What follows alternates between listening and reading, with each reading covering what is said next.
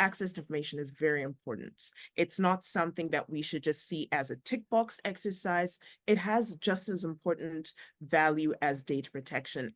And a lot of the times when you're thinking about your compliance, you want to think about it holistically because there's a lot of interplay between data protection and access to information.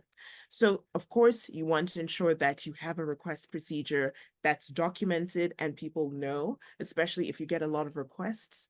You want to ensure that your PAIA manual meets all of the requirements and that you have made those forms accessible on your website and accessible to requesters whenever you need it.